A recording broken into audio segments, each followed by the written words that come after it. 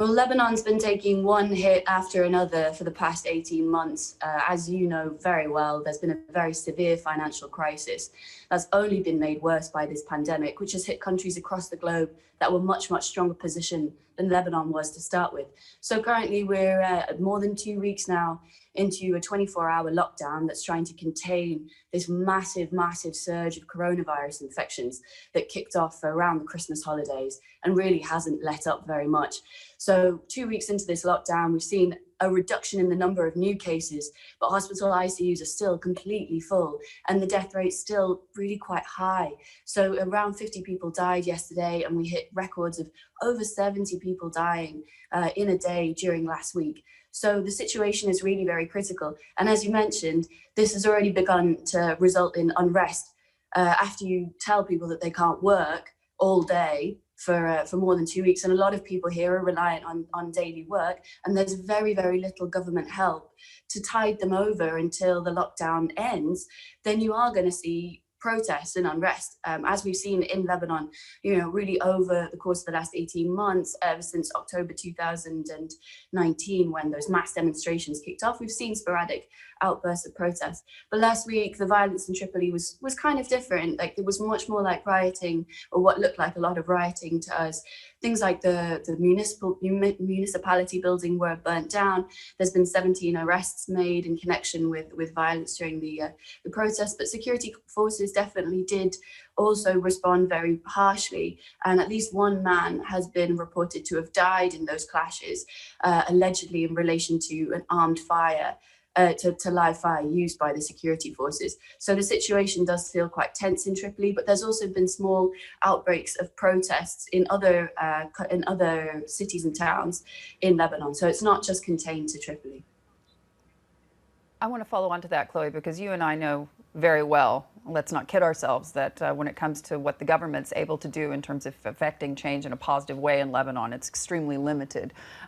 When you think about this with regards to how we saw the protests spread over the last couple of years there as a result of the economic crisis, and now as a result of so much anger over COVID, do you believe that we're going to see further protests, those protests spreading to Beirut, for example?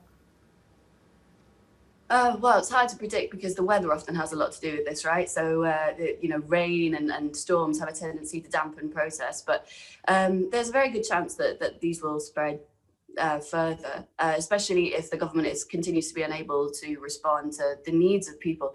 Let's not forget that about half of the population now is estimated to be living under the poverty line. It's just a huge, huge jump in terms of impoverishment in this country. So yeah, if I was going to put money on it, I'd say there probably will be more protests. There's all of the conditions are right for it, really. We are supposed to be having this lockdown until February the 8th.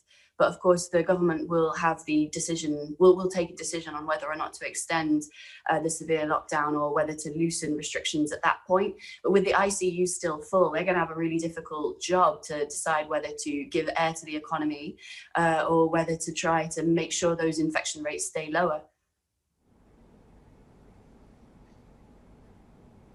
That's exactly right, Chloe, and the situation on the ground is just dire at the moment. Your latest piece is headlined, "The Country is Falling Apart, Lebanon's Hospitals Overwhelmed by COVID Surge." And there's a great piece that you've written here that I wanted to just pull out for some of our viewers as well.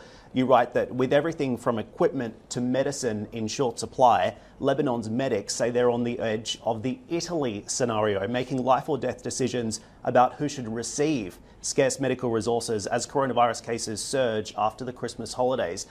Chloe, take us inside some of the hospitals that you've been visiting, and what is this Italy scenario? Just how bad is the situation inside the ICU units, inside these hospitals on the ground as it stands?